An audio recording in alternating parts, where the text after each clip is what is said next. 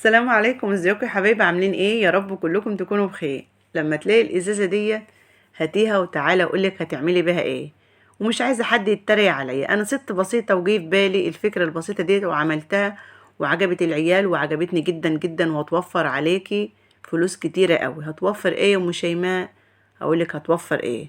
طبعا كلنا بنجيب زيت التموين، وزيت التموين ما شاء الله ريحه وطعم، يعني محدش يتنازل عنه ولا يهدر فيه.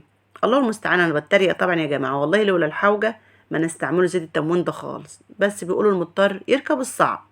فكلنا بنجيب ازازه الزيت بتاعه التموين ما شاء الله، يعني ايه، تبقى صلبه حيلها كده، والازازه بتاعتها بتبقى كويسه وما بتقعش خالص. المهم يعني انتوا عارفين قصدي، يعني مايله ومتهايله ولا ريحه ولا شكل. وكمان الازازه بتبقى بلاستيك بتاعها وحش وبتوع مننا وبتخلي المطبخ محتاس ومتداس، وتلاقي نفسك نمت كده صباحة الصبح لقيت عيالك عاملين طبخه ولا عاملين اكله، وتلاقي الزيت مكبوب والدنيا بايظه، وبتبقى زعلانه على الزيت برضه رغم ان هو مش حلو، بس بتزعلي عليه. هو كده طبيعه الستات، يعني ايه، اللي بتحب تدبر وتوفر وتحبش تبذر حاجه خالص يعني. حتى بعد ما تفضي الازازه بتلاقي في ارضيتها كده رواسب ايه سمره كده ما شاء الله يعني. بيبقى دهب، بس دهب من نوع تاني. المهم يا حلوين، بتجيبي الازازه بتاعتك تنضفيها وتعقميها بالخل وتحطي فيها الازازه دي كده وخلاص. لا طبعا يا حبايبي، لو سبتها على الوضع ده بقها واسع وهتنزل زيت كتير معاكي برضه، فاحنا عايزين نقتصد في الزيت، خصوصا ان هو زيت تموين نضيف يعني. خدوا بالكم من الحته دي.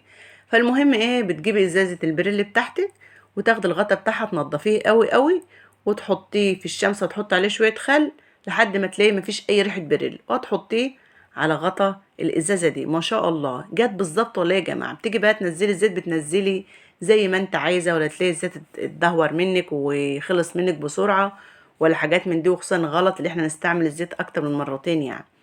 طبعا كلنا بنجيب عبوات زيت كتيره برضو، فطبيعي ان احنا ما ينفعش نشيل الازازه الكبيره كده وكل شويه نحط منها. انا طبعا كنت بستعمل الازازه دي الكبيره دي، لان كان عندي ازازه بتاعت المدارس بتاعت عيال وكنت بحط فيها الزيت، بس ساحت مني، حطيتها جنب البوتاجاز كده، انا مولعه البوتاجاز لقيتها ساح.